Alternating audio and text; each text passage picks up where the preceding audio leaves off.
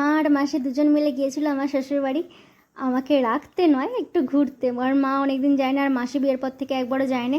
সবাই মিলে এখানে পিঠের আয়োজন চলছে, কারণ এক ঝুলি নেমে গেলে আমি নিয়ে চলে যাব শ্বশুর বাড়ি, বাকি আবার এসে ওরা করবে।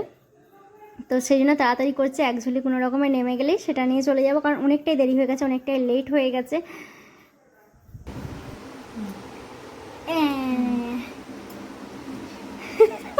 ক্যামেরার দিকে তাকিয়ে বসতে ইচ্ছে।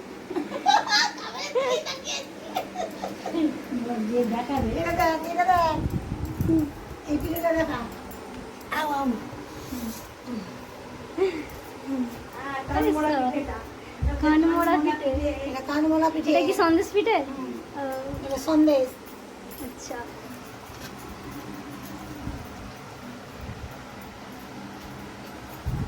নারকল।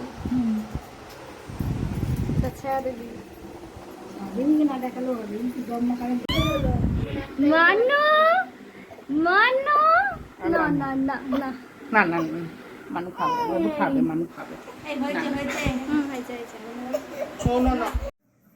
তো এক ঝুলি নেমে গেছে, সঙ্গে সঙ্গে বেরিয়ে পড়েছি।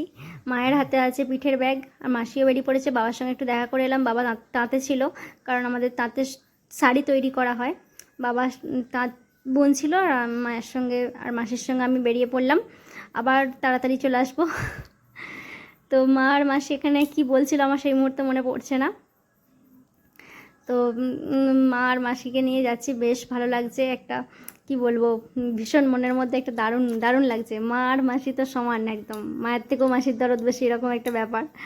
তো দুজনে মিলে যাচ্ছি, আমার বডিগার্ড মনে হচ্ছে না আমার বডিগার্ড যাচ্ছে। তো এখানে এসে টোটোর জন্য ওয়েট করছিলাম, যেহেতু সেদিন রথ ছিল, প্রচণ্ড মানে টোটোর প্রবলেম হচ্ছিল। টোটো অনেক পরে পেলাম, তো উঠে পড়লাম। মা সামনে সিট পেয়েছিল, আর মাসি আর আমি মুখোমুখি বসেছিলাম। আর আমার বেশ এই টোটোয় করে যেতে ভালোই লাগে।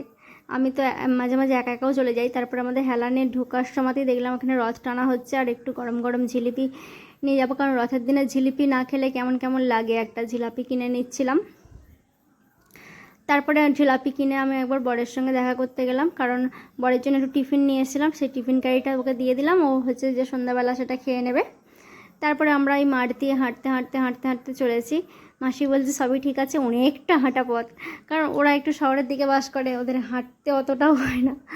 কিন্তু ঘাটাল যেহেতু শহর, আমার মাসি বাড়ি ঘাটালে, তো কোনো ব্যাপার না।